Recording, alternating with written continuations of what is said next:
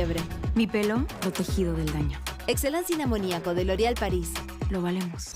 Dicen que nuestros valores ya no son los de antes, que la nobleza se está perdiendo y que ya no quedan gauchos. Pero míralo a él, que por su compañero hace doble turno. Nobleza gaucha. Como verán, no todos los gauchos usan poncho, porque ser gaucho es una cuestión de espíritu. Espíritus fuertes, bienvenidos. Nobleza gaucha. Vivir en contacto con la naturaleza y sus productos mejora la calidad de vida.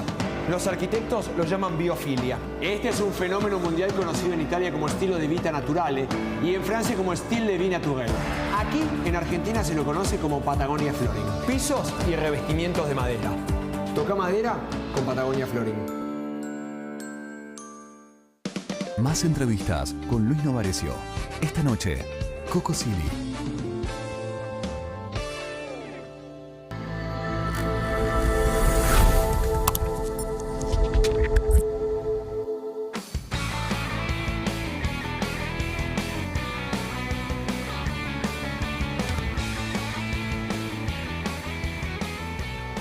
Se ha generado un discurso del odio, por lo menos esto planteaba, no bien arrancábamos el programa, en virtud de todo lo que sucedió ayer, cuando se desconcentraba la marcha universitaria, que de marcha tuvo muy poco y de universitaria prácticamente nada. Fue una concentración ruidosa, minúscula y muy violenta de personas que no representan absolutamente a nadie, que golpearon a un youtuber libertario, que golpearon, que persiguieron a un vendedor de Rappi, etcétera, etcétera, etcétera.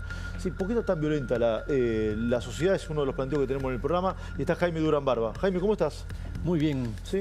¿Por qué esta violencia tan marcada? ¿O es exagerado decirlo? El mundo está así. Fíjate la cantidad de incendios que hubo ahora. Quito, la capital de mi país, sí, casi se incendia toda. Hubo 29 incendios provocados por chicos que ponían nafta y prendían. Bolivia fue terrible, hay 4.800 hectáreas perdidas. Sí. Brasil llegó las llamas hasta Brasil y casi hasta Brasilia, y casi todos fueron incendios provocados. Y apresaron a algunos de estos. ¿Qué son? Sí. En cada país les quieren imputar una ideología. No, tipos que quieren joder. Perdón la palabra. O sea, la gente que vimos ayer golpeando a youtuber y a todas estas personas, ¿son gente que quiere joder básicamente para vos? Hay gente básicamente marginal que se une a las manifestaciones legítimas de maestros, jubilados, sí, o lo que fuera. Pero no son representativos de la sociedad, ni de los trabajadores, ni de la universidad, por ejemplo. Es un fenómeno que se da siempre en las manifestaciones, pequeños grupos de tipos desadaptados que aprovechan el caos para robar o para agredir. Es un fenómeno que ha crecido mucho después de la pandemia. La pandemia nos hizo a todo el mundo polarizarnos. Sí. ¿Cómo ves el rumbo del gobierno de Milei? ¿Correcto, incorrecto, regular, discreto? Desde mi punto de vista, creo que exagera en su empeño de chocar con los demás. Yo querría un gobierno que convoque más al diálogo, a la unidad, a todos. Que sea un gobierno de apertura, porque finalmente... Pero no lo votaron para eso, Jaime, sino para ser un gobierno de ruptura más que de apertura, ¿no? De ruptura con el pasado, pero si él decía voy a tener un gobierno que ajuste a los abuelitos y a las universidades, no le votaba a nadie. No está haciendo lo que ofreció. Él ofreció ajustar a la casta. Y las rupturas de esas, mira, pasa en toda América Latina. Correa fue un tipo así que peleaba con todo el mundo, insultaba. Sí. No puede volver al país. No hay para qué. Finalmente... ¿Vos crees que debe pelear menos, dar menos batallas? Sin duda, y dialogar con los diversos. No puedes tú tener un gobierno que crea tener la verdad exclusiva cuando a duras penas logras conseguir un tercio en el Parlamento. No, hay que abrir, hay que conversar, hay que ver qué razones tienen los otros. A ver, que lo suma Juan. ¿Y con quién debería conversar el gobierno, Juan? Bueno, claramente es un gobierno que viene con una impronta de ruptura, coincido con eso.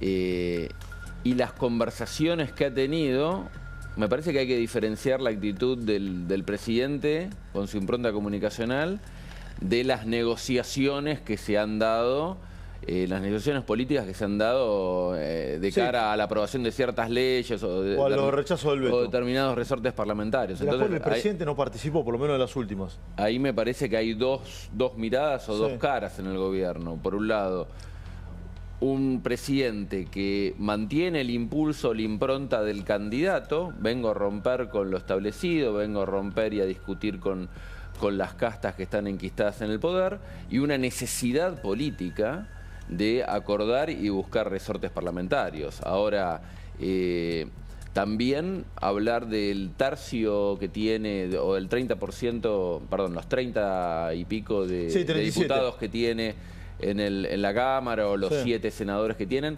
habla de una debilidad de origen del gobierno, pero también habla de una debilidad de la clase política tradicional que permitió que llegue al poder un espacio político que con anterioridad tenía solamente 2 diputados. Sí, ahora, ¿no? Jaime, la clase política tradicional, ¿ahí está incluido Macri o no? ¿Y cómo ves, qué tiene Milei que no haya tenido Macri, que tiene Macri que no haya tenido Milei? Te lo pregunto porque vos lo conociste, bueno, sos prácticamente fundador de esa lógica política. La clase política tradicional se derrumbó en el mundo. Es un fenómeno del Internet. O sea, 2 personas que se formaron en mi facultad fueron los asesores de Boric. Tengo muy buena imagen de Boric, me parece un tipo interesantísimo. Y Boric ganó cuando nadie apostaba por él 10 mangos. Ahora en Uruguay se está dando un terremoto con Andrés, el candidato colorado, que tenía 1% y está por pasar la segunda vuelta. Si pasa la segunda vuelta, gana.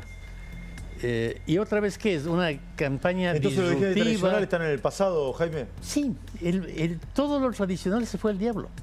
Y es algo mundial. ¿Macri y Cristina son lo tradicional? Cristina, sin ninguna duda. Es una persona que gobernó 30 años, 20 años. Tiene un estilo antiguo, tiene un pensamiento antiguo. Y Mauricio, después de su derrota electoral, también viró hacia el pasado. Cuando había sido... Él fue el frente del cambio, el que cambiaba, el que innovaba. Y en esta última elección se convirtió en un conservador, cediendo el espacio del cambio claramente a Milei. Milei fue el candidato del cambio, no Macri. Y hoy la centralidad la tiene el presidente de la Nación. Total, total. Ahora el país se está dividiendo entre mileístas y antimileístas, no entre macristas y antimacristas. Lo planteamos ayer. Es decir, ¿y no existe más el antikirchnerismo o sí? Existe residualmente, creo, el antikirchnerismo y el kirchnerismo. Pero esas cosas extremas en toda América Latina están retrocediendo. Tenemos encuestas de Ecuador, el correísmo y anticorreísmo. Sí, hay un 20% y un 20%. En Bolivia tuve hace poquito un estudio muy grande. Está el más derrumbado. O sea, el actual presidente de Bolivia tiene 7% de aceptación. 7. Evo está caído. No, se me fue el nombre ahorita. Pero esas polarizaciones anteriores están derrumbadas. Bueno, en Venezuela el señor Maduro es él y sus circunstancias. O sea, popularmente no tiene nada. Sí. Es una dictadura militar que se impone a tiros. Sí. Pero no es que... ¿Y quién es el rival de Milei hoy entonces? Milei. ¿El rival de Milei es? Milei. ¿Cuál es el rival de Milei, Juan? Bueno, podría suscribir en cierta forma lo que dice Jaime. Sí, es interesante. Yo creo que nosotros indagamos en términos de opinión pública eso y la gran mayoría dice nadie. O sea, ¿quién es el líder de la oposición? Nadie, y en segundo lugar Cristina Kirchner.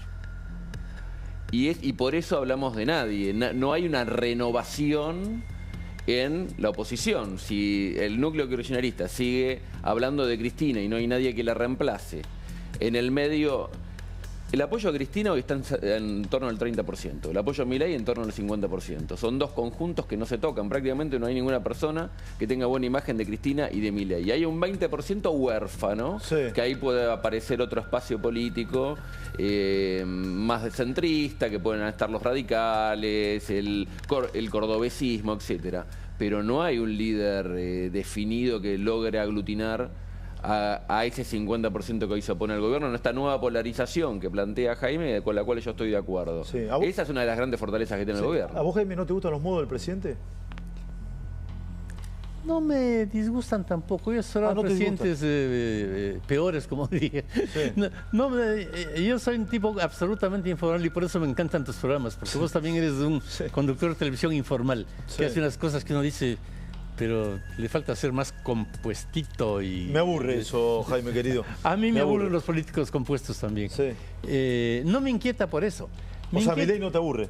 No, Milei es divertido. De hecho, de alguna de la gente que trabaja más cerca de él es gente muy amiga mía de toda la vida. No tengo problema con ellos. Lo que sí ocurre es que yo soy muy pragmático. A ver. Si vos te peleas con el Congreso en su conjunto, algún rato vas a pasar por ahí y esa enemistad te va a costar. Si vos te peleas con todos los países occidentales acusándoles de comunistas, algún rato te va a costar porque no van a invertir con los periodistas en Argentina. lo mismo. Con los periodistas es una chifladura pelearse, porque hay algo claro. Milei pasará en 4 años, en 6 años, y vos seguirás aquí. Sí. Y todos los periodistas seguirán en su sitio. Digo, a todo presidente digo, cálmate, el periodista es eterno. Se queda ahí comentando, escribiendo, y vos tienes un término de plazo. Hay que calmarse. Y yo creo que hay que buscar acuerdos también. Sí. Soy una persona totalmente vinculada a la universidad. Fui presidente de la Federación de Estudiantes Universitarios. Sí, tuve una carrera estudiantil brillante, etc. Creo que con las universidades hay que conversar. Que la Universidad de Argentina es perfecta. No es. Pero hay que conversar y ver cómo se convierte... ¿No ves que hay un sector de la comunidad universitaria que no es permeable a realizar ningún tipo de cambio? Sí, siempre hay. Las universidades son así, son revoltosas. Yo cuando fui estudiante universitario me expulsaron 3 veces de la universidad por revoltoso. Sí. Y estoy feliz de que haya sido así. Era mi edad, era la Ahora, el tema universitario, ¿es una causa noble, como dice el gobierno, para horadar a Milei o no? ¿Cómo? ¿Es una causa noble la universidad pública que se usó para horadar al gobierno o no? Esto es lo que plantea Milei. No, la universidad es la universidad. O sea, cuando hablan de que son estudiantes infiltrados, yo me moría de las iras cuando era presidente de los estudiantes y me decían infiltrado.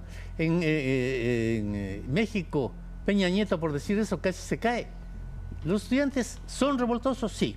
¿Son irracionales? Sí. ¿Están en esa edad? Perfecto. Hay que dialogar. Sí. Juan, ¿le suma al gobierno confrontar con la universidad o no? Hoy en día... Porque no parece un enemigo que tenga consenso, ¿no? Todo lo contrario, tiene una gran aceptación. Hace unos meses... Una cosa es pelearse con los sindicalistas y otra con la universidad. Claro, me gustaría tener el gráfico acá. Hace unos meses medimos la credibilidad de las instituciones y los sectores de la sociedad civil.